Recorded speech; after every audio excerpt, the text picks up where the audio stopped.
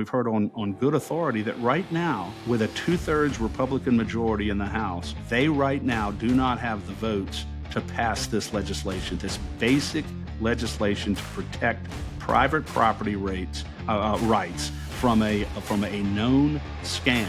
And everybody knows now this is a scam. Even the people who support carbon capture sequestration know it's a scam. And yet, in a legislature dominated by Republicans in the House, right now, they don't have the votes to pass this legislation. I think it's an absolute disgrace. And it's exhausting. It is absolutely. This is exhausting. Yeah. This is the most important carbon capture sequestration bill that remains right now, Danielle, in the session. It must pass. It needs to pass. And I can tell you, we are going to be listing the names of anybody who either votes against this legislation or takes actions that we will know about to keep it from even being called. And so whoever impedes the process of this getting to the governor's desk, we're going to name them, specifically the Republicans, because it's way too important.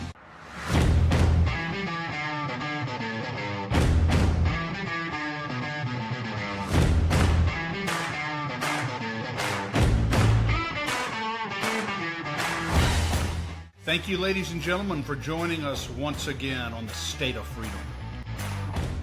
Hey, good morning, everybody. Welcome to the State of Freedom. I pray this finds you well. We are here with more updates than you can shake a stick at. Today, I want to announce that today's our 300th episode, Chris. 300. Oh, can you believe 300. That? I know. Katie called it the tricentennial. Yeah. Whenever I hear the word 300, I think of the movie about the Spartans when they held off the Persians at the pass with Thermopylae. Well, that's perfect because that's right where we are. That's right where we are. That's right where we are. I think that's fitting.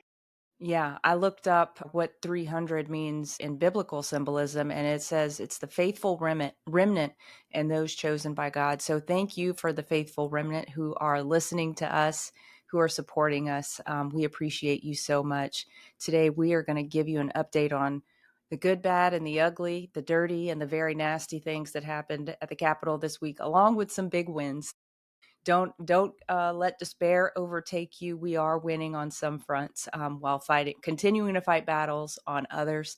Before we get into it, let me read the scripture of the day. It's Joel chapter 2, verses 11 through 14, the first half of 14. And I got to get my big Bible for this one. All right. It says, the Lord abounding in loving kindness and relenting of evil. Who knows whether he will not turn and relent and leave a blessing behind him.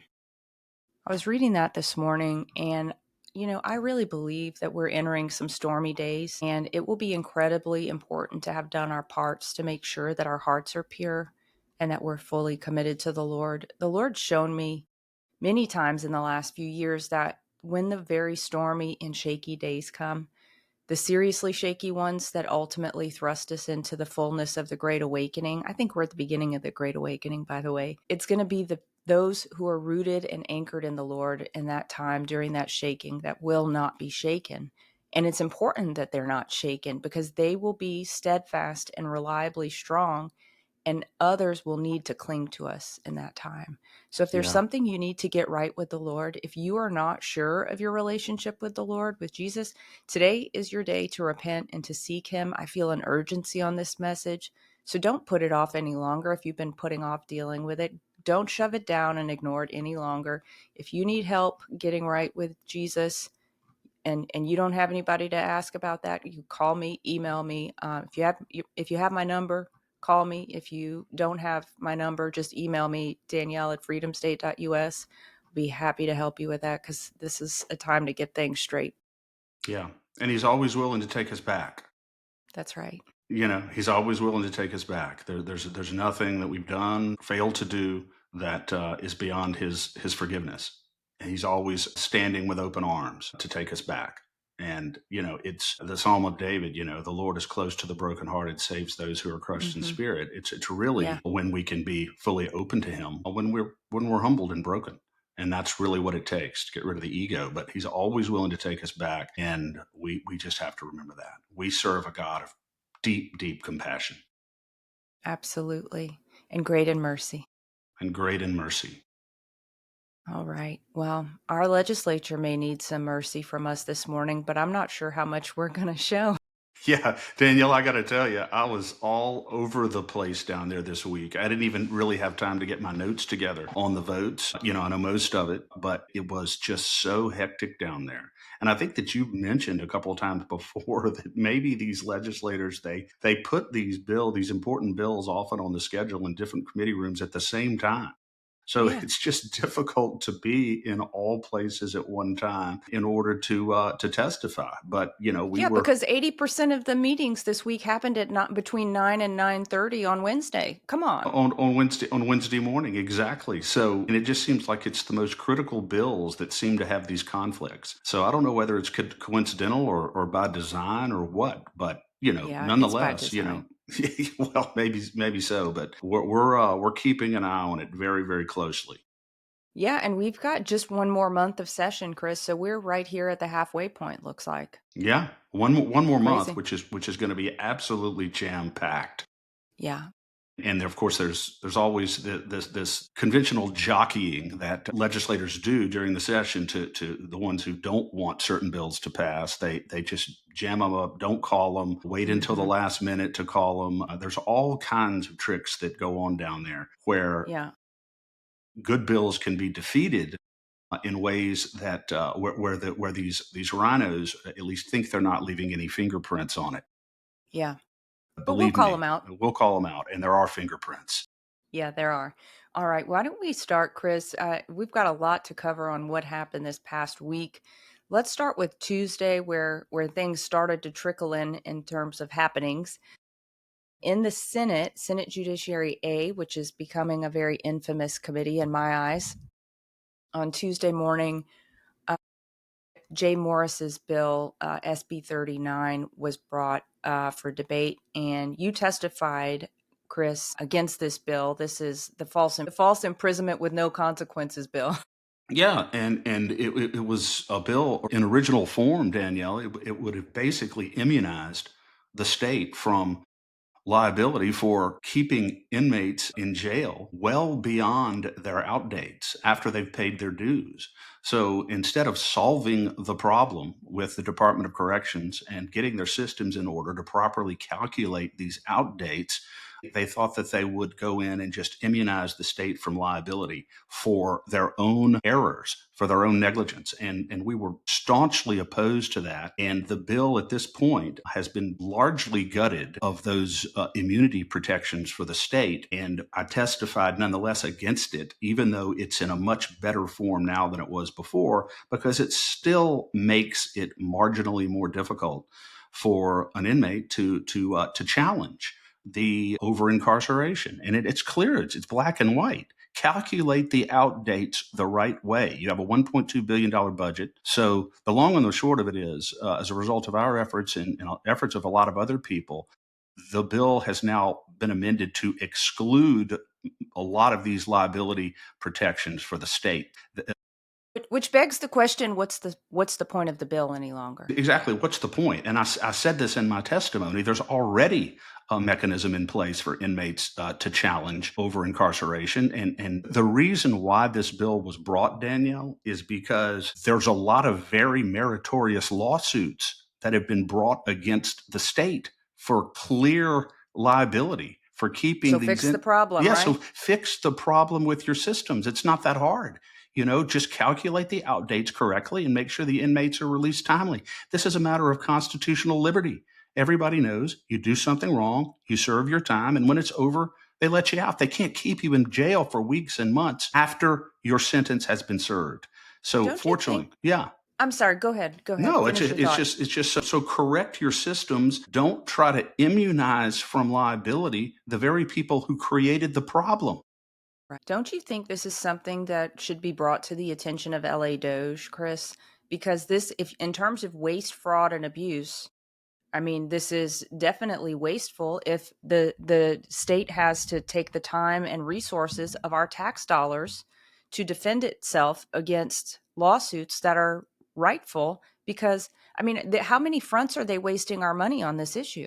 Exactly. Oh, there's no question about it. I guarantee you they're wasting our money. How much do you think it costs the state cumulatively, Danielle, to keep inmates in prison Right.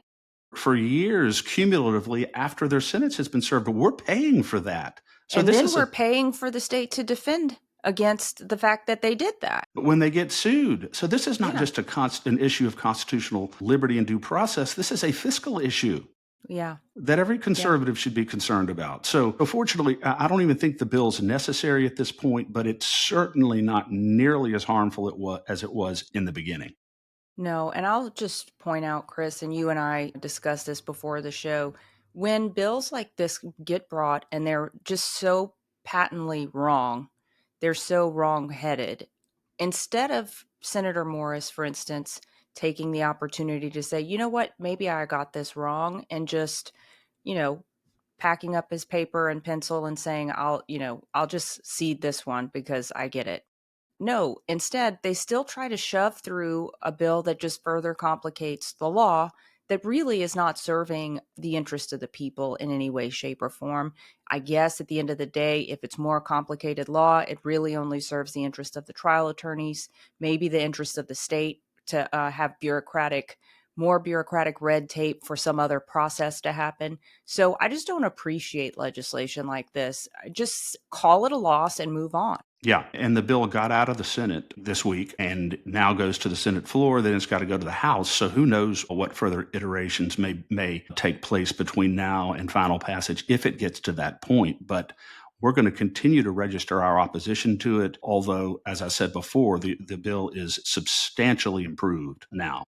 Do you think Senator Morris is going to just leave it to die on the Senate calendar, or do you think he's going to bring it forward? You know what? I'm not sure what he's going to do at this point because the bill really doesn't do too much at this point. It doesn't. And so obviously, his original objective was to fully immunize the state and make it extremely difficult for an inmate to seek redress and get some relief. That's now out of the bill. It is marginally more difficult, but not nearly the way it was before. So he's not really getting what he originally wanted in the bill. So who knows? Maybe he will let it die.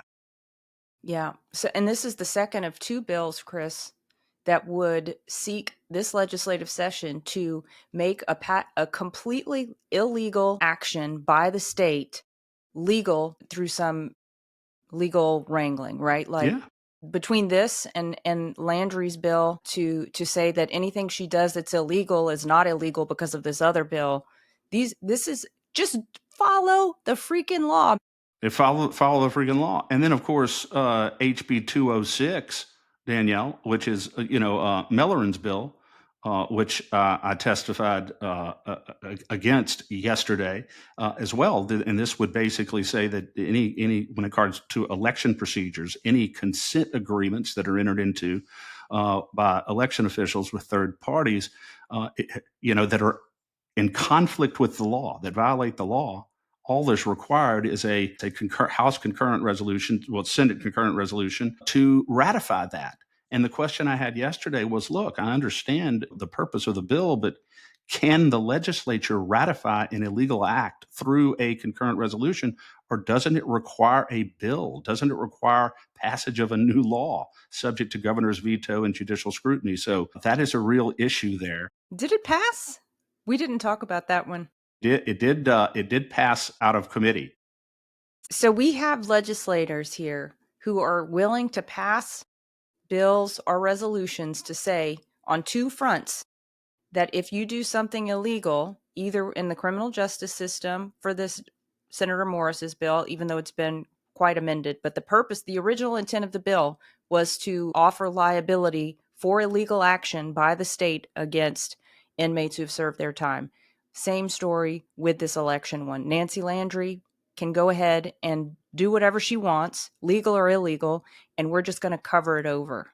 But I mean, Is that fair? it certainly appears that way. So Yeah. much of this legislation this session, Danielle, some of which we've talked about, really the ultimate effect of it is to vastly increase her power and vastly minimize her accountability. And that's what's occurring. And they're with very little challenge from the legislators who are responsible for scrutinizing these bills. Well, and a lot of people have gone to bat for her. A lot of people, and well, maybe not a lot of people, but several people have taken an unnatural stance in support of some of these bills. Certainly. No question about it. Yeah. All right. We've all had instances crop up where we could use the advice or skills of a trusted attorney. Whether you're looking at the implications of new laws for your business, signing a contract or a lease, looking to write a will or establish a trust, or even resolve a dispute with your credit card company, Legal Shield has got you covered. For over 50 years, Legal Shield has made it affordable and easy to access a dedicated lawyer. With the app, Legal Shield is like having a lawyer in your back pocket. For covered emergencies, Legal Shield is here for you 24/7, plans to fit any stage of life. The State of Freedom is proud to be teamed up with Legal Shield as clients and affiliates. To learn more or to sign up, visit the Shop Our Partners page on freedomstate.us or check out the link in the show notes. Thank you for supporting the State of Freedom. Well, let's go on to House Health and Welfare. What happened on Wednesday in there with Emily Chenevier's House Bill 400. Chris, you said it made it out of committee. It was unanimous, thank God, with an amendment that tightened up some language. This was about parental rights for being involved in your minor child's medical future. That's right. And we put a green card in because we were in multiple other committee rooms. We didn't have a chance to testify in favor of it, but it did pass out with the amendment that in situations where a minor exhibits signs of abuse or neglect from his guardians or his parents, that he can receive medical treatment without the parental consent and knowledge. There are situations where the parents or the guardians themselves may be the cause of the need for medical treatment on the part of the minor. And so in situations like that, requiring that the abusers themselves be made aware that a minor is receiving medical treatment clearly is inappropriate and wrong and would create a much worse situation. So that's why the bill was originally deferred, so that they could go back and work on that language. And that is now in the bill, and it passed out of committee unanimously on that basis. And there are some other exceptions, Danielle, when a minor would not have to disclose to the parents or the guardians, like if they're in the military and situations like that. But it's a very good bill that creates appropriate exceptions. But by and large, in the vast majority of cases, minors now in Louisiana, assuming the bill gets through and is passed and signed all the way through, will be required to get their parents or guardians' consent and knowledge to receive any kind of medical treatment. And it seems so commonsensical. It really does. Yeah. That a minor shouldn't be able to go in and receive major medical treatment without input from their parents. Yeah.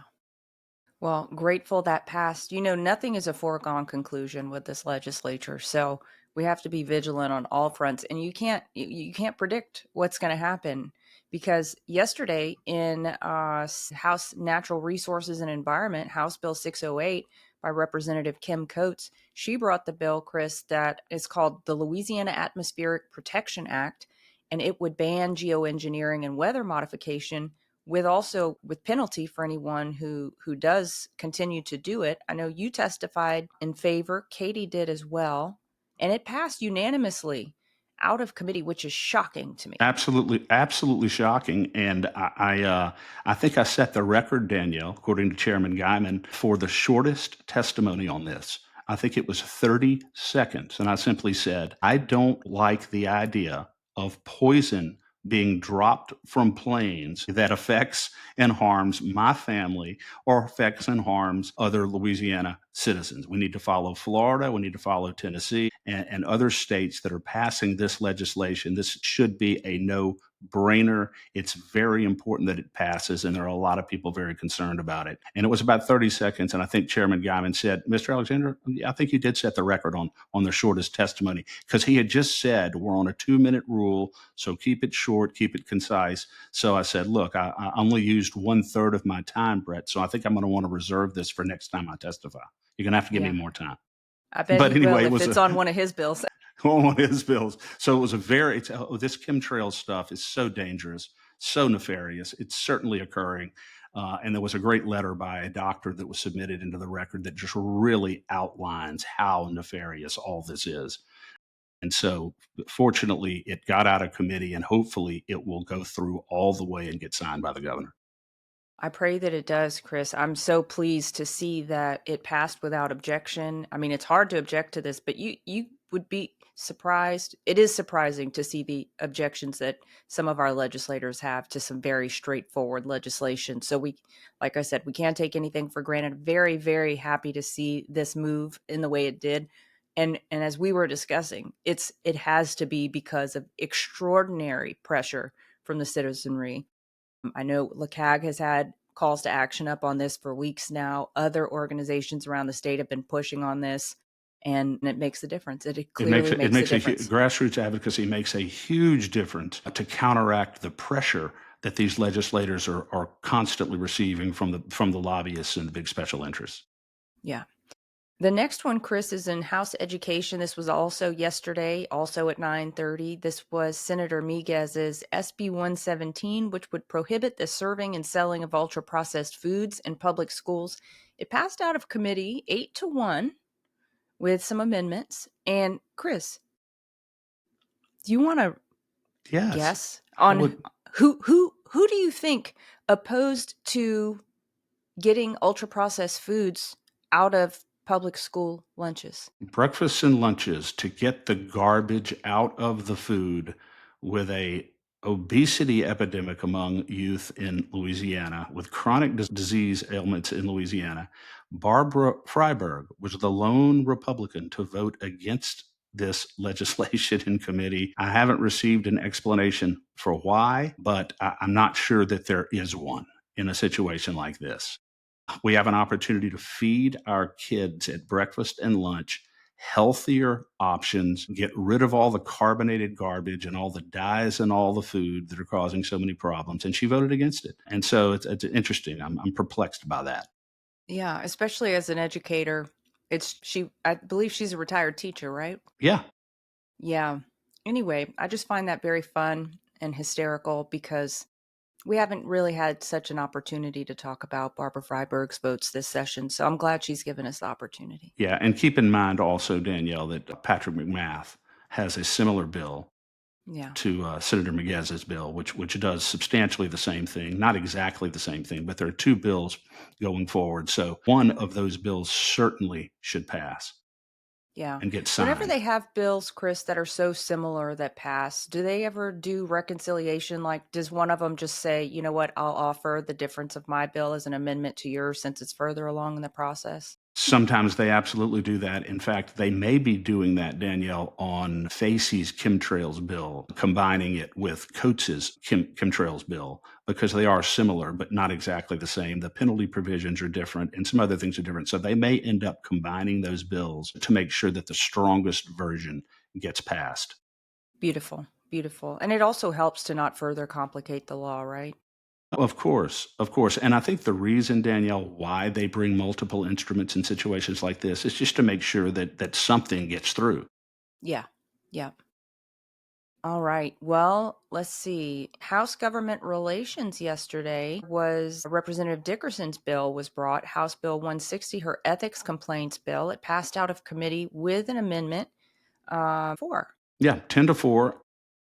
We had talked with Representative Dickerson about making sure this is her bill that would require an ethics complainant, someone who files a complaint against anybody alleging a violation of the ethics board would have to disclose their identity at some point in the process. That is still in the bill. The concern that we had, as we talked about before, was that there needed to be some sort of a whistleblower provision in the bill that prohibits retaliation against someone who brings a complaint if their identity is disclosed. That is now in the bill, and it passed out of committee with that amendment in place. Now, there were 4 Republicans who voted against this legislation, and I don't know why. It's a good piece of legislation. It protects both the accused, so they'll know who's bringing this complaint against them, no anonymous complaints, and it also protects the complainant from retaliation from the accused, because sometimes there are powerful people who are the targets of these investigations, and that whistleblower protection is now in the bill. It got out of committee, but I don't understand why 4 Republicans would have voted against this. Right, because the Democrats joined the Republicans who were in favor of it to get to that number 10. The four people who voted against it were Les Farnham, Foy Gadberry, Polly Thomas, and Mark Wright. And there were a couple of absences, Bo Boye and Delisha Boyd. So, yeah, it's the Republicans who didn't want to clean up things on the ethics Yeah, in the it's ethics unfortunate. processes. Yeah, it's Yeah, unfortunate, and it's important that people know that those Republicans voted against this very important legislation. yeah. But it's made it further than it did last year, which is a great thing. We are on target. Yeah. All right. I was just I trying didn't to get a take a chance look. to testify on this one, Danielle, again, because there were multiple other bills that I was Yeah. down there testifying on, but we did do a green card registering our support for the legislation. And thank you, Representative Dickerson, for working with us and others to get that whistleblower protection provision into the bill. Yeah. Okay, there was also in House Governmental Affairs yesterday a bill that we have been supportive of. I believe, Chris, same story. You couldn't multiply yourself in order to testify in favor of House Bill 405 by Representative Matthew Willard, which requires the Secretary of State to prepare and publish information around changes in election law. It passed with an amendment 12-0, which is surprising to me in a good way. Yeah, I did see when I was looking at the amendment, Chris, that it seems that it gives her a 90-day window after the close of session. So not when the bills have to be enacted, but after the close of session to make her whatever information she needs to be sharing public. Yeah, which is good because again, there's a perennial complaint particularly among people who are concerned about the processes she's employing to procure new voting systems and other election issues that she's not being transparent about when these meetings are occurring, how she's going about procuring the new system. And it's just important that citizens have a right to know and see and have real public input into this process. This bill, in part, will ensure that those processes are transparent But by I'm the not Secretary of sure. State. I didn't see in the bill, Chris, where this has anything to do with procurement. So I think that's something we need to bring to the attention of Representative Willard, because to me, it seems that it's just related to the changes in election law that happen at the legislature. So it doesn't appear to be calling for any further transparency in procurement processes, which could hopefully be added as an amendment. Well, the changes, and it is very important, Danielle, that the changes in election law are made transparent by the Secretary of State because there are some very significant ones that are going on down there, as you know. But yes, I think that specifically as it relates to the procurement process, that is an amendment that should go in because that's the most important election issue we face right now. How are citizens going to be voting in the state of Louisiana? And is that system going to be reliable and secure? And so citizens have a right to know every step of this process and have a right to public input every step of the way. So, yeah, that's an amendment that probably should go in there, specifically dealing with the procurement process. Yeah. And frankly, every single department should be that transparent, should be required to be transparent about any processes related to major purchases that we're funding. Of course. I mean, it's our money and it's our system, and we're going to be living with the results of everything they do. So transparency should be absolutely essential on the And part of, Chris, yeah, I'm sorry. I was no. just going to say that it's in Governor Landry's purview to create an executive order that mandates that, and then the legislature could back him up. He could lead by example on this one. Yeah, yeah, but there's a number of things that Governor Landry has not led by example on, except through his silence, which has not been when his voice would have been very, very needed and very helpful on a whole variety of issues and legislation. So, look, and I can tell you that I personally interpret Governor Landry's silence on critically important items of legislation as either being lukewarm about it or actually opposing it, and vice versa on bad legislation going Mm-hmm. forward. When he doesn't weigh in on things, then that tells me that he is in all likelihood supportive of the legislation. So he's got to become more vocal about things that directly affect us. He's the governor. It's not enough for you just to make your position clear and known to the legislators, to the ones who are bringing the bills. You've got to state publicly, for the benefit of citizens of Louisiana, where you stand on these important bills. Because if you don't, then people are going to come to the conclusion that you're not standing with them. And increasing numbers of citizens are doing just that right now, which is why, Danielle, and I know we're going diverting a little bit here, which is why Governor Landry currently has a 48% right now disapproval rating in the state of Louisiana and a 28% approval rating. And that poll came out yesterday or the day before. He has it's not going well for him. It's not going well for him now, and he has to rehabilitate his base. Yeah. Well, yesterday I was talking to a friend who called him Jeff Jindal. Yeah. Or John Bell. John. Okay. Well, that doesn't give anyone the warm and fuzzies, I don't think. No, it really doesn't. He's got to be a leader on these things. That's what governors do. They have to lead. And I don't believe that in many respects he's doing that. Yeah.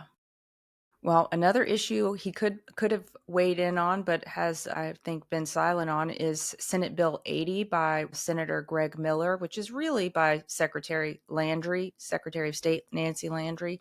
I've been really disappointed with Senator Miller this session, especially these last 2 weeks, Chris. I feel like he's carried a lot of water for Secretary of State Landry on some bills that really go against the voice and the will of the people. It's been extraordinary to watch the way that he approached this bill and also Senator Hodges' bill, which I know we'll get to in a little bit. But this is the exit polling bill, the censorship bill, that would say that only CNN and Fox News are able to conduct exit polls, while we, the people, are not able to ask any questions outside of polling places related to the conduct of our election. So under this legislation, Danielle, the government gets to decide who or what is a, quote, bona fide news gathering organization for purposes of being able to conduct a lawful exit poll at a polling precinct. So citizens, ordinary law-abiding citizens, under this bill would not be able to conduct a lawful, non-disruptive exit poll at a voting precinct without the explicit approval of the Secretary of State.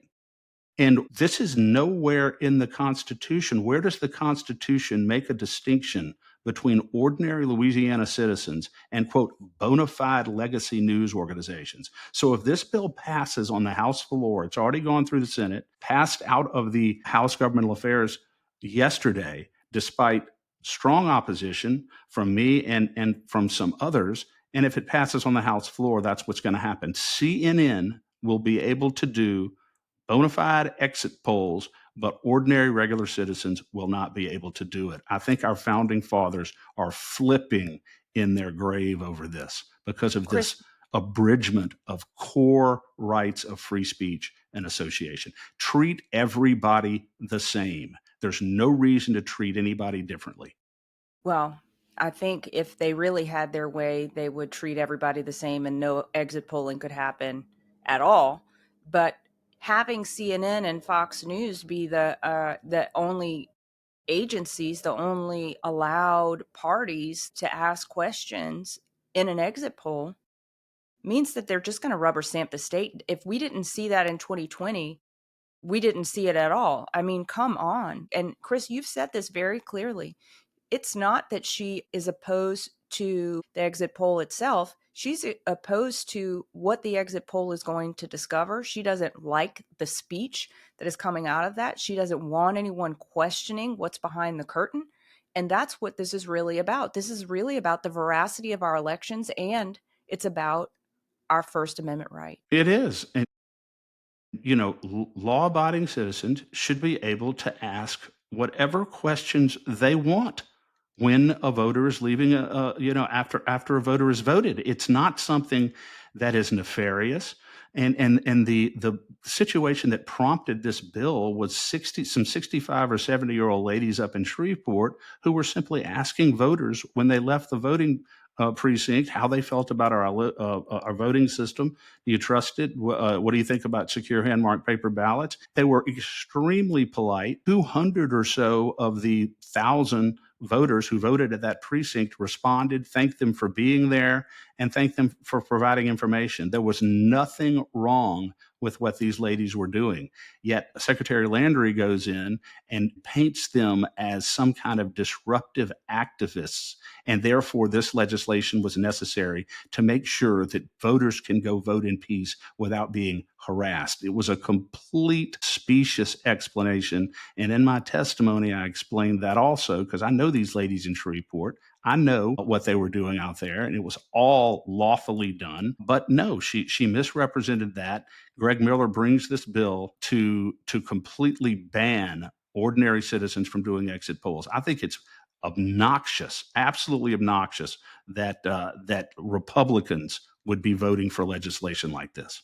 They're acting like this was some Antifa type crazy situation that would have required the full, what are those guys that the SWAT team to come out and put down or something, when really it's people just like us who are doing this, people who are calm, collected, and care about the future of the state, care about election integrity. I just find it super disgusting, and I am really, really growing weary of the mischaracterization of the people of this state by our elected officials, because that's what this is. This is straight up lying about the people of the state. And it's trying to shut citizens out of the process. And as you mentioned, Danielle, it's not the nature of the activity that Secretary Landry is opposed to. It's the nature of the subject matter and the questions that are being asked, because she does not want anybody delving into or trying to find out information about the security of our election systems. That's what this is all about. She's trying to shield herself from any criticism or from any evidence that our current election system is not safe and is not secure. And that's what she's trying to do. So it's unfortunate. This bill still has to go, by the way, to the House floor. And, we're going to be pushing hard on this to get this bill defeated on the House floor. And we listed last night on our social media every Republican in that committee who voted for this legislation. Now, the Democrats voted against it. The Democrats were smart enough to see what was going on. Yeah. Unbelievable. Chris, can the ladies who conducted the exit poll sue the state for defamation, or Nancy Landry individually for her mischaracterization or misrepresentation of what they were doing and what they're about? To the extent that she mischaracterized their activities and what actually occurred there and portrayed them as activist disruptors, I think that potentially could be. In order to get a bill passed, in order to get an unconstitutional law passed, she is lying about citizens. Yes. And I think it's important, Danielle, just for purposes of our listeners, if we can, to go and I have the list. You have the list, Chris, of all the Republicans who voted for this out of committee yesterday. Yeah. Representative Bo Boyer, Beth Billings, Les Farnham, Foy Gadberry, Dixon McMakin, Rodney Shammerhorn, Polly Thomas, Mark Wright, and John Weibel. And I'll just mention, Chris, some of those names are very familiar. They supported, what was it that they voted against the ethics bill? Yeah, so the same people who voted against the ethics bill are voting in favor of silencing we the people. That's so well said. And, I don't know if we have the clip of it or not, Danielle, but the synopsis of why this is such a bad bill, I think I articulated it yesterday in my opposition to this bill, to this SB 80, and I think our listeners may appreciate it. I don't know if you have it queued or not, but if you do, no. Did you send it to me? I didn't. Yeah, I texted it to you. Oh, sorry. Is it on your YouTube? Because I'll put it in the show notes, Chris. Yeah, we'll get it up there. Just put it in the notes, because it is sweeping legislation that preemptively prohibits ordinary citizens from conducting exit polls is nowhere in the Constitution, and it's just plain wrong. And interestingly, Danielle, Victor Davis Hanson last night had a little piece where he just talked about the absolute collapse in credibility of the very mainstream media organizations that Nancy Landry is saying exclusively will have the right to conduct these exit polls. They've got no credibility left. Nobody believes them. Citizen journalists are emerging more and more each day to bring out the truth, yet those are the very people who will not be allowed to conduct exit polls. It's just government overreach. It's obnoxious to the Constitution.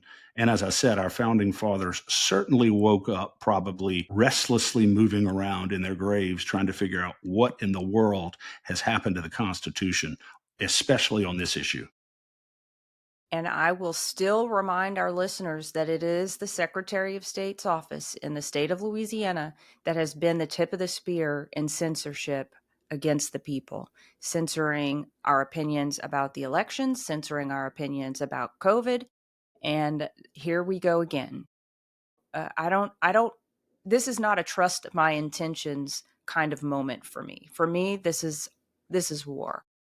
Absolutely 100%, because we're talking about the precedent, Danielle. It's so important for our listeners to understand that, as James Madison said, liberty is not eroded by sudden and precipitous actions. It's eroded through what he calls death by 1,000 cuts, multiple small encroachments against liberty, and you wake up one day and you don't have any liberty left. And that is why opposing things on principle that violate the Constitution is critically important. It's not enough for legislators to sit up there and say, "Oh, it'll never get beyond this. It'll never go beyond this. There will never be further encroachments." There certainly will. In fact, history tells us that it always occurs. The government never asserts power that it voluntarily relinquishes at any point. The trajectory is always toward gaining more power over the citizens and more control over the citizens, because that's what government does. The more Yeah. power the government has, the more viability the government has, and the more quote unquote job security, I guess, the government has. And why should we trust the legislature to tell us what will and will not happen as a result of a law whenever they're not even the ones who are charged with enforcing it? Well, They have no idea how this is going to play out in real time. They have absolutely no idea. I do want to say this too, Danielle, on SB 80. I made it very, very clear yesterday. I'm from Shreveport. I know these 65, 70-year-old ladies who were out there doing this very lawful exit poll in Shreveport that was totally mischaracterized by the Secretary of State. And they are very, very fine ladies. I mean, they really are, and very active community members. And so I think it's very unfortunate that they were portrayed by the Secretary of State in the way that they were. I think it's egregious. It is. Chris, so what happens if, let's say, this bill makes it all the way through, becomes law? These ladies say, you know what? I'm going to still go and conduct my exit poll. What's going to happen to them? Are they going to, what would the process look like? So they would go and still have to put forward their, like, fill out some forms or something with the Secretary of State's office, which I think is insanely unconstitutional to start with. She doesn't have a right to know. No Secretary of State has a right to know about exit polling, period. Why should they? If everything's being conducted lawfully, then and without disruption, then they don't have any right to even know. Right. But so she gets to act like a teacher and say, well, you don't get, actually, you've been bad. You had a bad conduct grade before, so you're not going to be a bona fide journalist. Is that what she's going to do? She can say yes or no whether they can do it. And if they ignore, what are they going to do? They're going to arrest these ladies? Absolutely. There are very specific criteria that she's imposing bona fide news organizations, and they have to show that they're connected or associated with a legacy news organization. They have to show that they conduct exit polls on a regular basis as part of their business. So there's no question. Yes, they would still have to apply, but at this point, as a result of this bill, if they cannot show that criteria, then they, in all likelihood, will be disqualified from doing the exit polls. Ordinary Louisiana citizens will be stamped out of this process. There's no question. And can they be arrested? I'm sure. I mean, if it's a law, if this bill becomes law and they are doing an exit poll, it's a violation of law. They would be asked to leave. And if they don't leave, absolutely, they could be arrested for it. No question. That's disgusting. That's absolutely disgusting. I feel like we need a wholesale review of every bill related to elections, the conduct of the Office of Secretary of State in this state, because that is just an abomination to me. from top to bottom. And I want our listeners, Danielle, to call. Again, this SB 80 is still subject to vote on the House floor. I want our listeners to call 225 342 6945. 225 342 6945, I believe, is the number, but it's the number to the Louisiana House. And they need to call. It's either 6945 or 6935, and call them and tell them to vote no on SB 80 Yeah. because it is a blatantly unconstitutional bill. And you have a call to action up on this on the LACAG website Yes. as well. And we do have a call to action up on it, and we encourage you to go to lacag.org and do that call to action. Chris, when's the next election in our state? Is there one in May? Are there some municipal elections or something in May? Probably so. Probably Okay. so.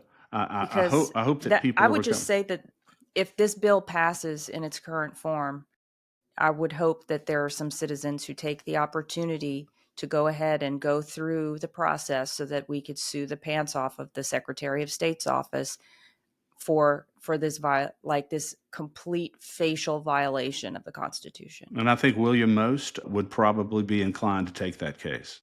Great. All right, Chris. I'll leave this one alone, but it sure is a bee in my bonnet for sure. All right. House Criminal Justice met yesterday along with the scrum of other committees.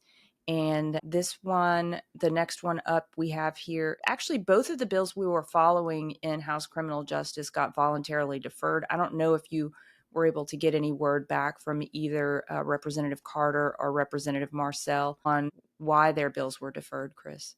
I did. Let's see. Let's see if I got anything back on it yet. In the meantime, Representative Carter's bill was about bail modifications, and Representative Marcel's was about solitary confinement and the ability to, or the requirement that anyone being thrown in solitary confinement be able to have access to educational materials. And she did include some language that we requested around faith materials. Around faith materials, she said she put that in there, and she said it will be heard next Wednesday. So it's been returned to the committee for next Wednesday and should be on the agenda for next Wednesday. And it's a very important bill, as we talked about before in solitary confinement, that inmates have access to faith materials while they're in there. And so hopefully the we'll see this, how hard on criminals the Republicans have been. And there's a time and a place to be hard on criminals. We believe in accountability, but hopefully the Republicans can bring themselves to vote to allow religious and faith materials for an inmate who is in solitary confinement. That just seems humane and necessary. Yeah. And I would imagine, Chris, since both of these bills were deferred, it seems to me that it was just a schedule issue, and they may have just gotten bumped to next week if Representative Marcel's bill got bumped to next week. Would you also mention, Chris, what Representative Carter's bill around bail would do?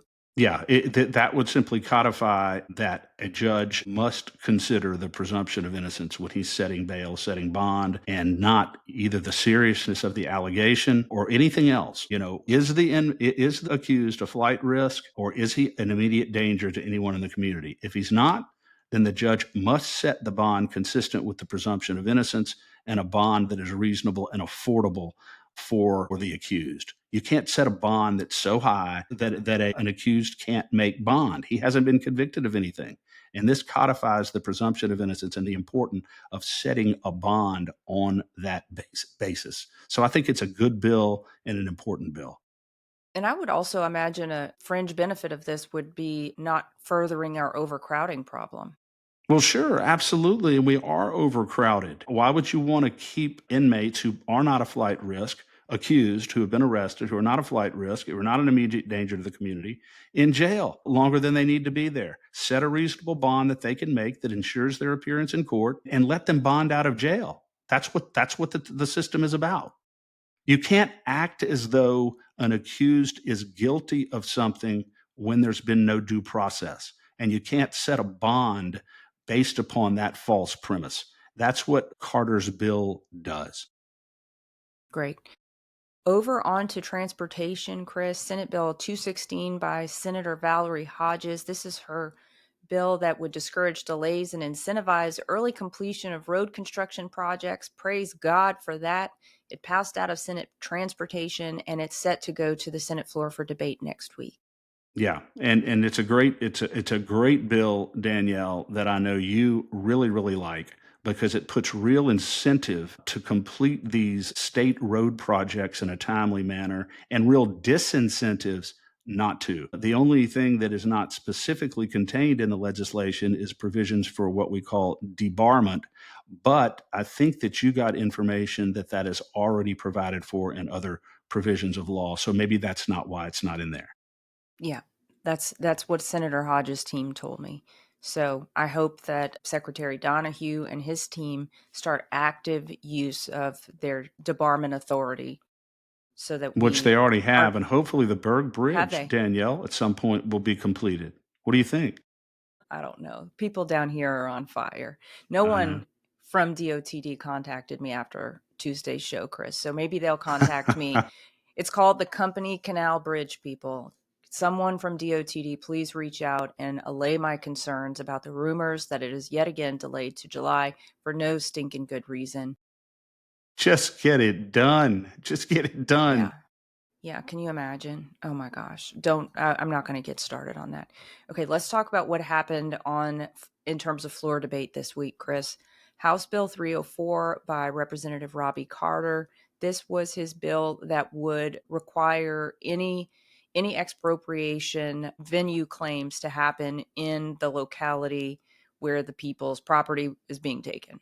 Yeah, so the private company wants to expropriate a piece of property for carbon capture, sequestration, injection wells, and Which is unconstitutional. And so Representative Carter simply, his bill would have required that action to be brought in the parish where the property that seeks to be expropriated is located. And it passed, right?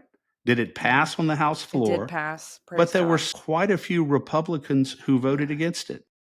Yeah, it passed 57 to 38 with a lot of Republican opposition to this bill, which is concerning to say the least. That means that they care more about industry's right to do a unproven, ridiculous, racket-based fake science carbon capture than they care about your personal property rights as provided for in the Constitution, granted by God.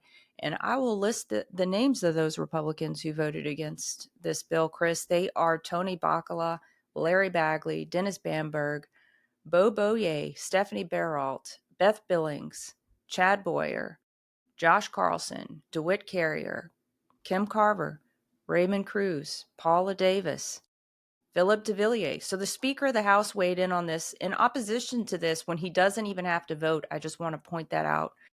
Jason DeWitt, Daryl Desitel, Jessica Domingue, Foy Gadberry, Jay Galley, Brian Glorioso. So many of these consider themselves to be MAGA Republicans, folks. Taking away your private property rights is high on their agenda.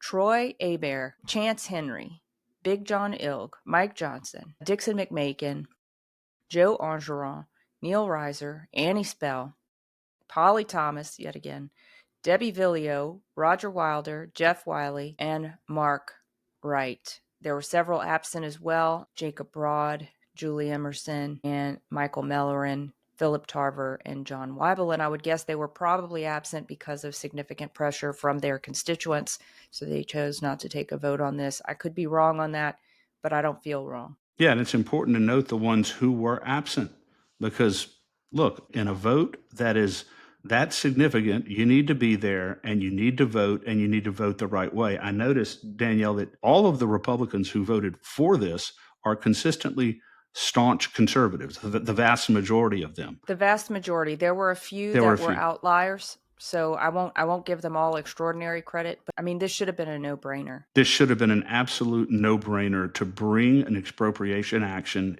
in the parish where the property you're trying to expropriate is located.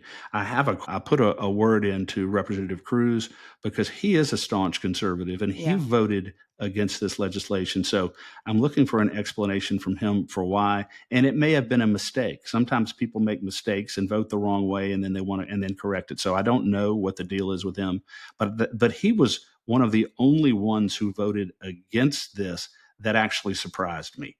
Yeah, same. Yeah.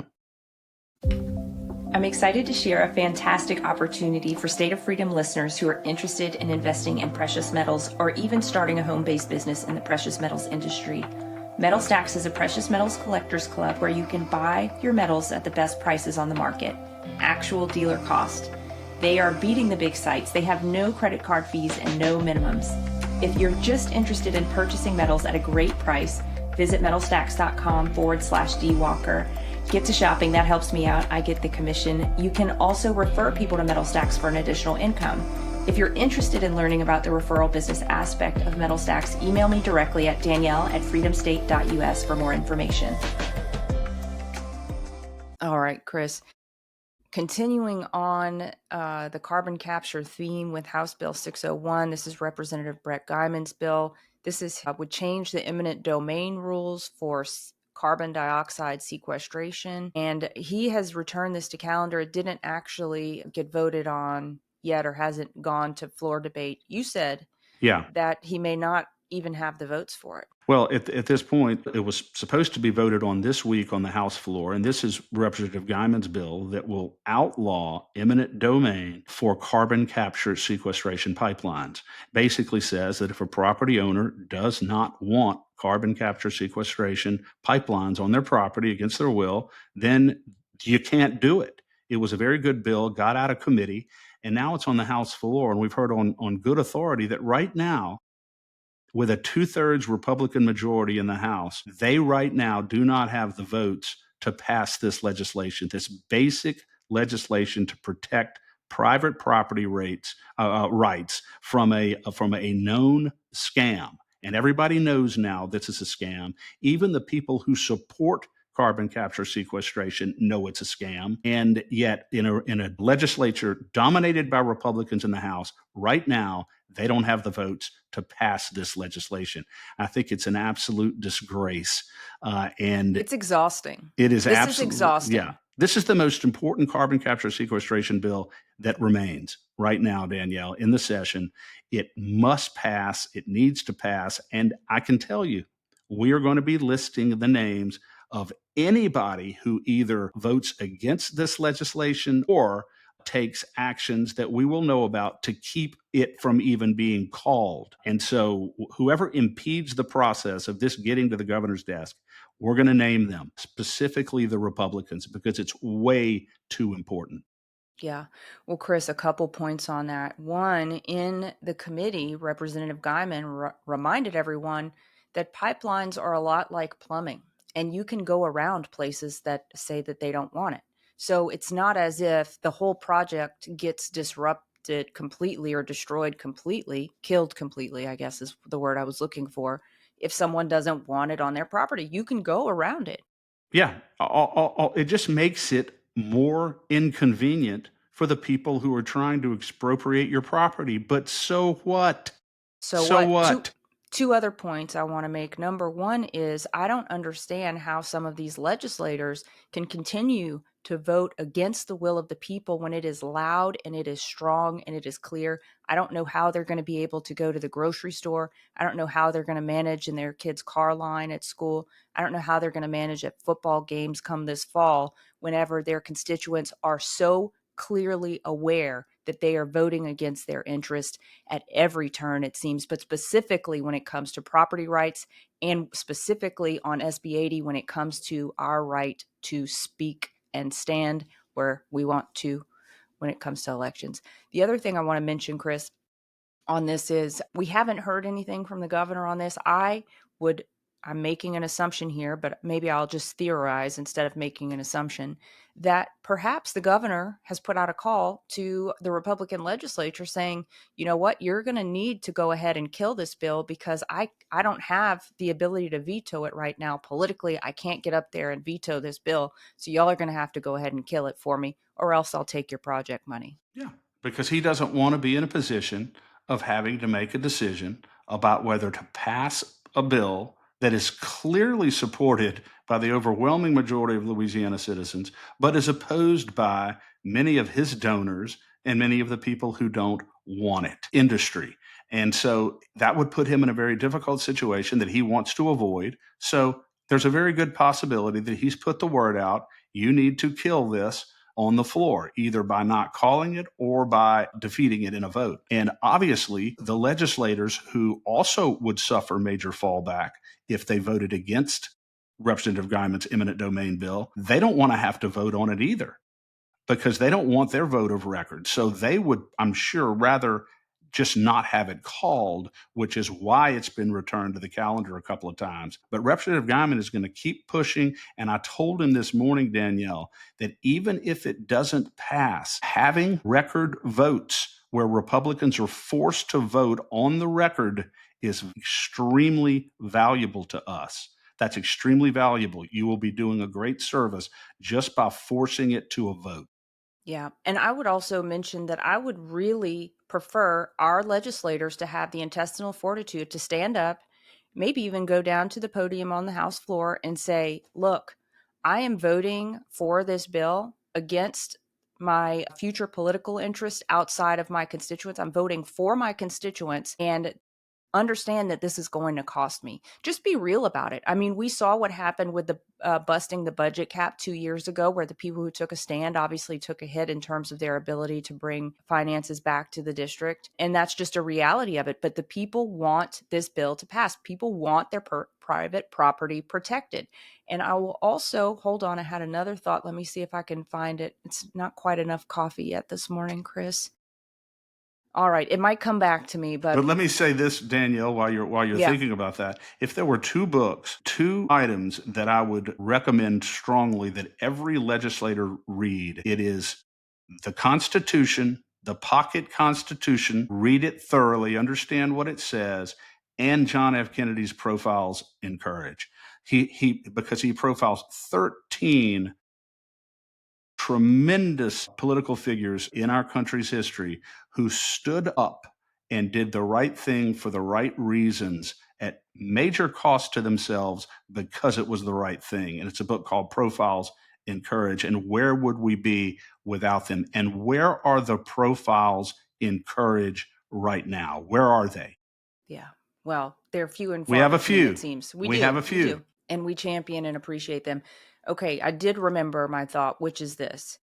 This bill and the reasons behind it not being able to move forward, namely, I would imagine gubernatorial pressure, industry pressure, the holding hostage of potential funding to bring to district pressure, all of that could be resolved if the House Municipal Affairs, Senate Municipal Affairs authority was given back to the parishes, back to the localities, and the funding that goes with it.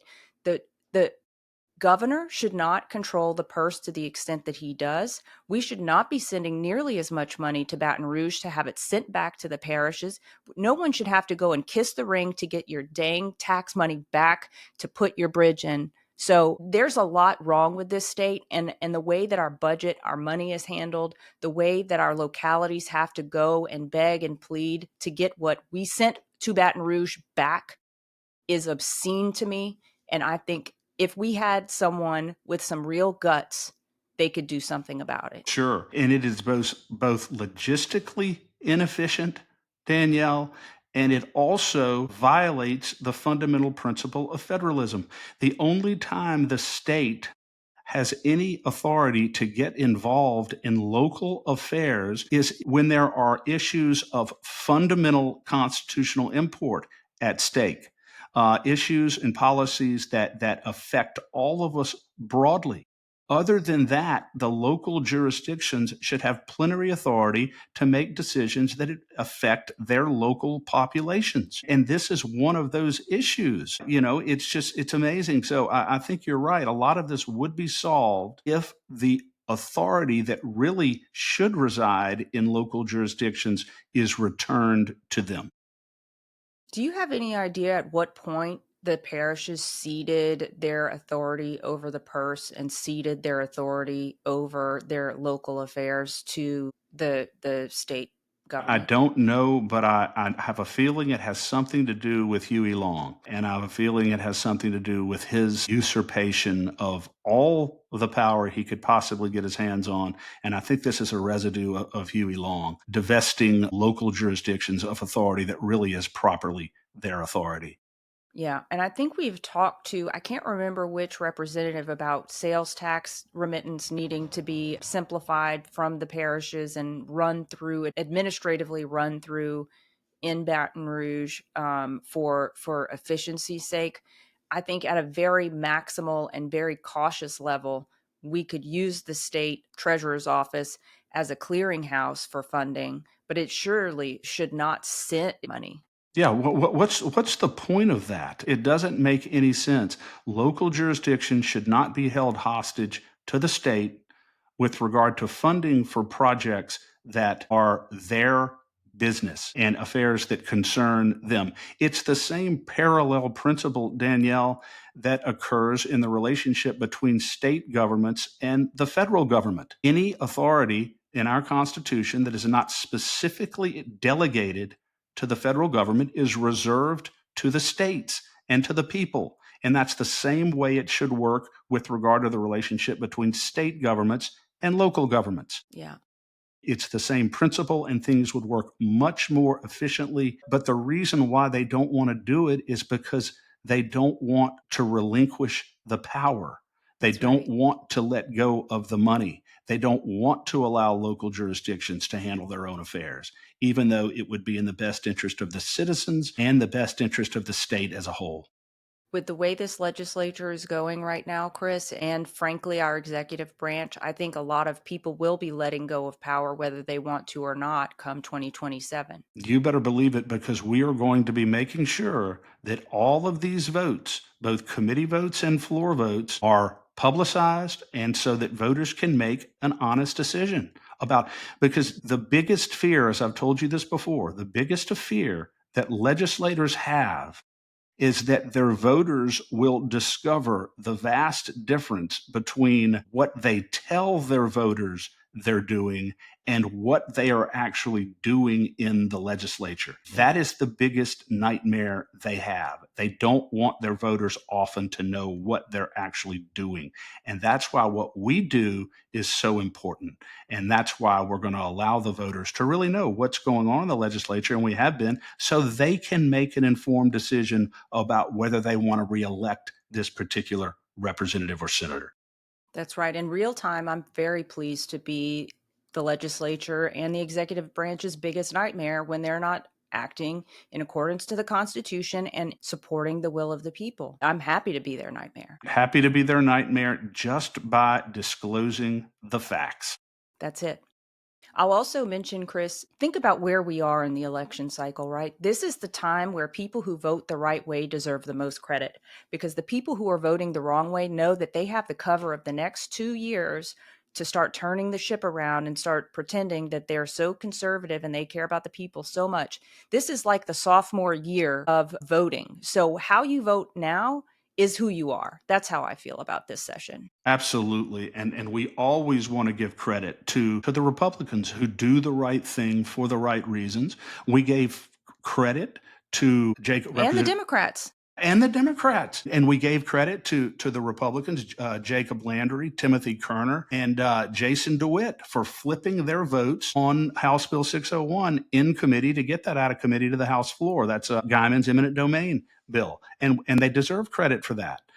And hopefully they're going to vote for it on the House floor as well. Or we're going to say, okay, so you voted to get this out of committee, but then you're going to vote against it on the floor. So we're going to push hard on these things and just make sure that voters know what their representatives are actually doing.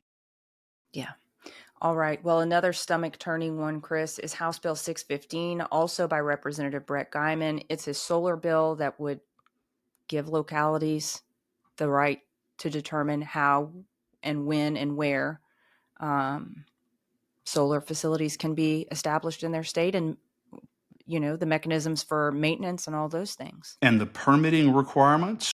Yeah. And making sure that these solar generation facilities do not affect adjoining property that is not involved in the project. Also, it allows local jurisdictions to impose standards and parameters and regulatory procedures that are even more strict than the ones that are being imposed by the state. Don't you think local governing authorities are going to be the most affected by this solar generation energy development should have that authority? And that's what Representative Guyman's bill does. But that bill was voted on and it was defeated, correct? On the House floor. Yeah, it was defeated. And Chris, you spoke with Representative Guyman, or at least exchanged text with him this morning, I believe, and he's hoping to bring this back. So there is a call to action on the LCAG website for this bill, in support of this bill. Let me list out the Republicans who voted against it.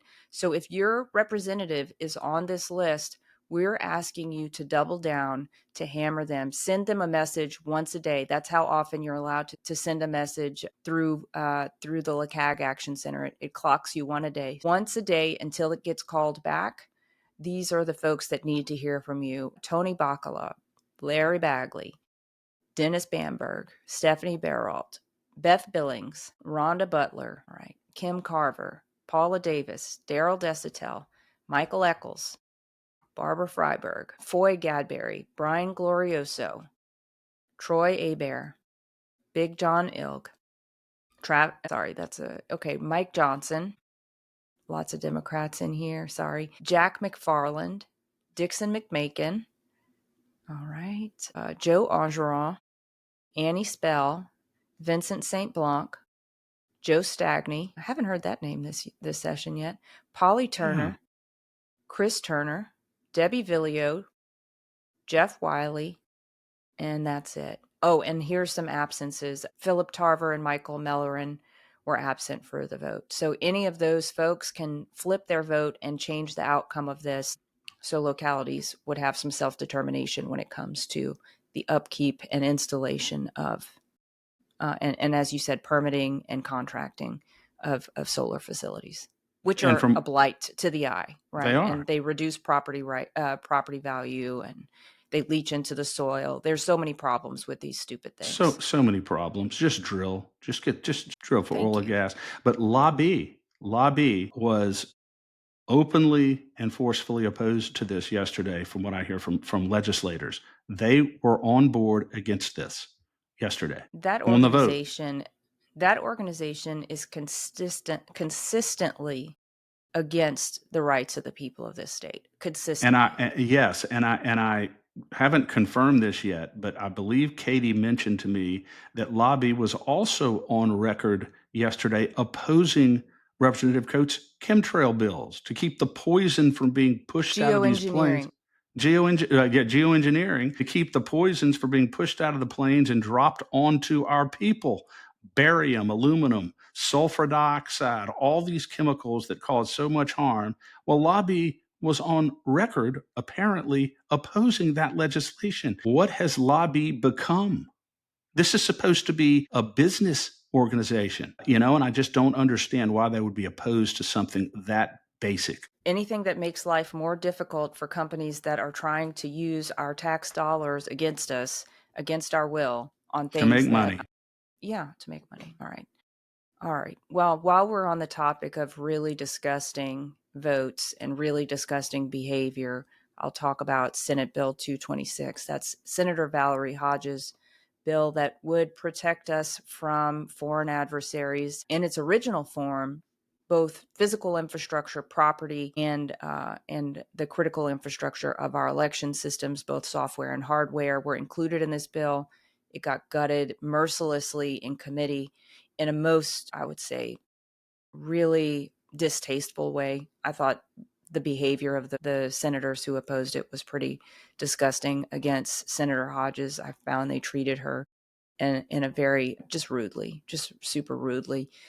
She brought it to the Senate floor yesterday, Chris, and I was so absolutely astounded to see the same people get up and treat her badly in front of the entire Senate yesterday. Yeah. And just recall, Danielle, that the original version of this bill simply codified existing federal law with regard to federal elections and codified President Trump's executive orders with regard to federal elections to protect our elections against foreign adversaries, foreign interference, not allowing foreign adversary countries to manufacture any voting system that Nancy Landry wants or any of the component parts also the executive order requiring Department of Homeland Security to make sure that these systems are not subject to malicious hardware and hacking, which all the cyber experts say they are. And so that's what her bill original form would have done. They gutted that out of the bill. And they also gutted out of the bill the provision allowing the state to expropriate immovable property that's owned by a foreign adversary if that property is located within 50 miles of a critical infrastructure facility, including a military base. Why not regardless of where it is? Well, If you are exactly. a foreign adversary, why should you own any property in this state? Okay, I'll let you finish your thought before I go on my rant. But this would be property that's already owned, That's what I mean. owned by them. In other words, you think that should be anywhere in the state should have the right to expropriate that property through civil process. And I agree with you, but this didn't even say that. This was just within 50 miles of a critical infrastructure facility. They were both gutted out, so it limps onto the Senate floor. And even then, Senator Hodges was hammered so much on the floor that she ended up returning the bill to the calendar, what was left of it, and we don't know what's going to happen at this point with that bill, with that legislation. But it's extraordinary that this bill would not have just unanimous support among legislators in the state legislature. I'm so steamed about this. And we don't talk about people's motives so much on this show. Of course, we can't read minds and know what's inside of people's hearts. But I will say, yesterday, Senator Miller came to the floor to ask some questions of Senator Hodges. He's the same senator that chairs the committee that it was at Jude A that this was initially heard in. And he had a lot of objections to it in the committee. His objections to it yesterday, I'll just tell you my perspective, Chris, and this may be wrong, but I think that their objections are so ridiculous. It feels transparent that they are just wanting to kill this completely, and they may be under order to do so. Because one of his objections was, well, what if China invades Taiwan and takes Taiwan back? What about all of the Taiwanese people in Louisiana who own property within 50 miles of critical infrastructure? Is Liz just going to go and take all their property away from them? What's going to happen to them? I'm like, first of all, how many Taiwanese do we have living that own property close to critical infrastructure in this state? And secondly, can we cross that bridge when we get to it? Can we put in trigger language that says that if a country is invaded and we don't think that that country is a foreign adversary, but somehow now we're at war? Why do we have to do this? That's so insanely ridiculous. Right. So what they're doing is they're using these far-fetched scenarios, hypothetical scenarios, in order to defeat legislation that in principle is very, very good legislation rather than cross that bridge when we get to it. A lot of these things in legislation, the executive is responsible for determining how to enforce it. That's what the executive does. And the executive is allowed to make with regard to how legislation is implemented, is enforced. And wouldn't there be State Department guidance to the whole country on how to handle the situation should we see a world conflict erupt? Exactly. But, you don't defeat legislation that is broadly very, very good and very needed because of far-fetched exceptions and hypotheticals that are yet to occur and may never occur. But that's what they're trying to do because they don't want any part of this legislation to survive. And it's very unfortunate. I think Senator Greg Miller, if there's any senator or elected official in the legislature now who has been more openly and brazenly carrying the water of Nancy Landry, it is Senator Greg Miller, the chairman of Senate Judiciary A. There's no question about it. And the things that he's putting forward, with are both unwise and probably unconstitutional, are directly because the Secretary of State wants those items of legislation to pass. Yeah. And we've got to make sure that people know the name Senator Gregory Miller, because if these bad things get through, he is substantially responsible for them. Absolutely. I'll also mention, Chris, that there's a couple other things that happened on the Senate floor. I can't recall if it was Senator Miller I saw Senator Luno down there, and then I saw Senator Lambert down there, all with different objections. So I don't recall who brought the objection, but one of the objections was that the definitions weren't in the bill. Well, her bill is an expansion of some other existing legislation. So her point was, I don't need to redefine it. It's defined in existing statute. And they were wringing hands over that and saying, well, how are we going to know how to interpret this bill? It's just completely and she was stupid. saying these provisions are in another statute, which this is expanding upon and amending. And maybe she needed to put, specifically reference the previous statute that was passed, and she didn't. But that's something minor. That's something that can be done through amendment on the Senate floor. You don't kill legislation because there is a statute specifically that was not mentioned there that maybe should have been, that you can refer to.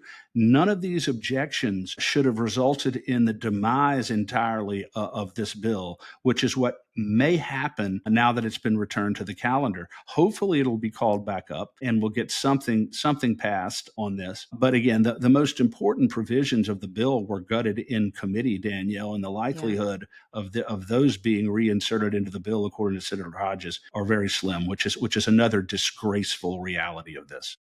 It is, and you can tell a lot about the intent of an objection by the tone that it's raised in, right? So I felt very offended by the tone that those senators took with Senator Hodges. I think she consistently brings strong, good legislation to protect this state and to forward the interests of the people of this state.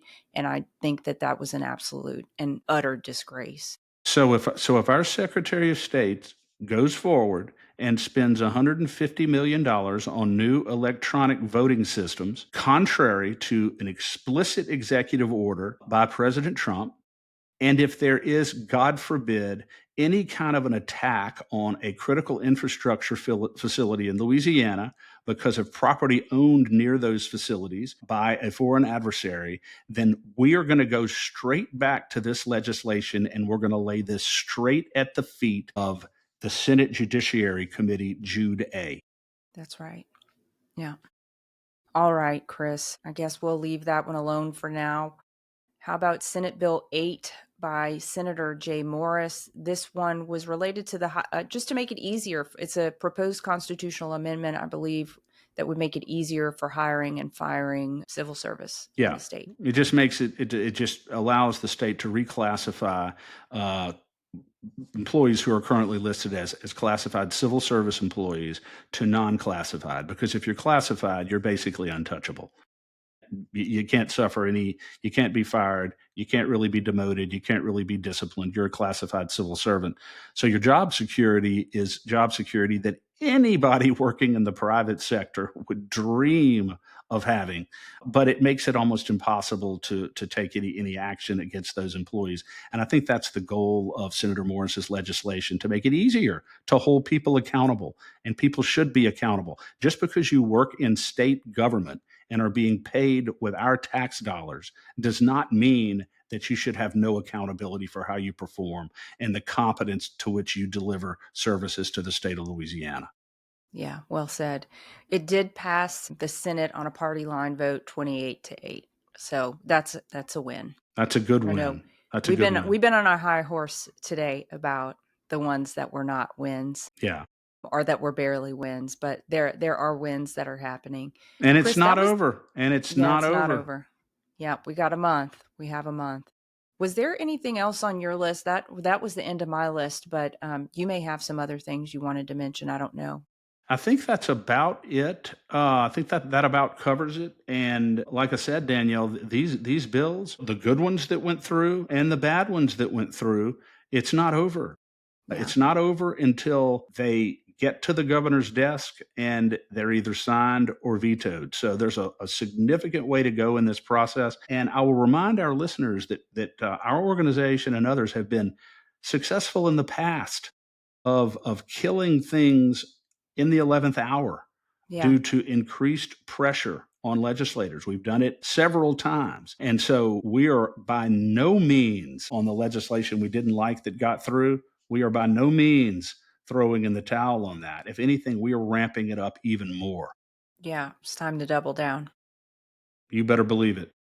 Gosh. Well, I'm sorry I was so salty today, but there was plenty to be energized Salty. There's about. plenty to be salty about. Yeah. There Yeah. was.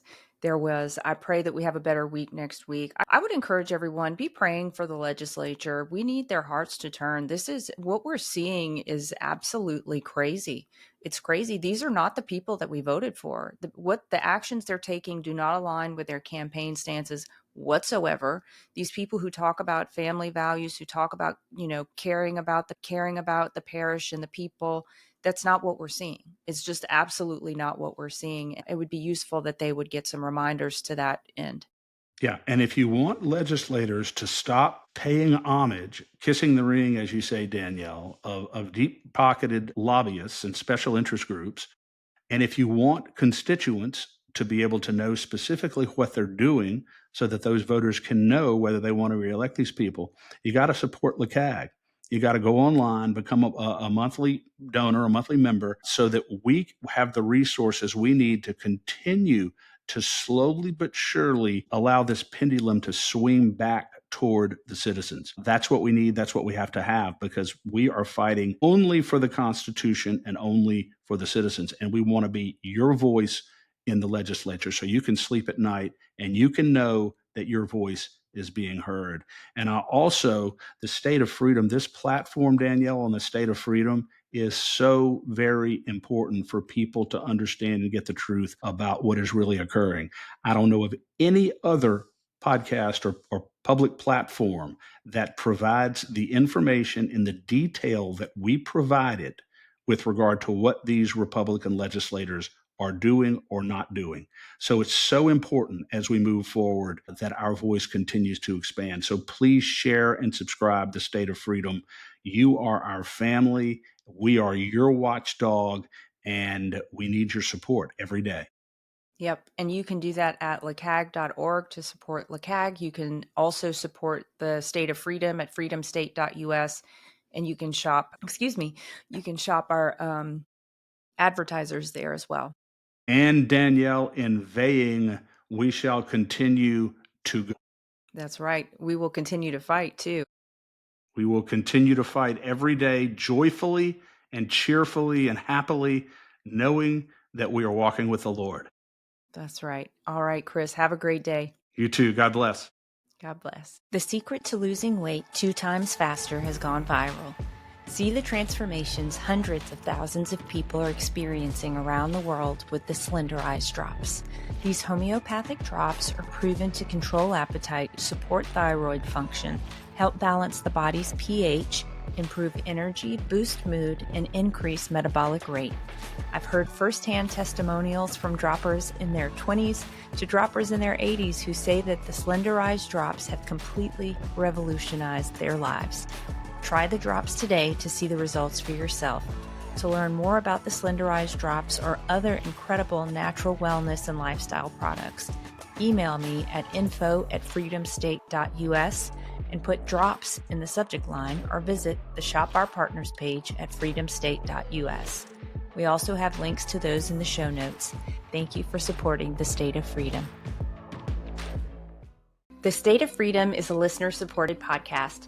We're committed to pursuing the truth about policymaking, decisions, and situations in Louisiana and at the national level that stand to impact our freedoms. Please become a monthly supporter of the State of Freedom at freedomstate.us as we continue to expand the voice of liberty across Louisiana and beyond. Thanks for joining us today on the State of Freedom. Be sure and check out the show notes for this episode. You can always go there and find the calls to action and resources mentioned in the show, and you can find out more information about our advertisers there as well. If you want to learn more about us or support our work, visit freedomstate.us. To get involved with Louisiana Citizen Advocacy Group, visit lcag.org. We'll see you next time. God bless.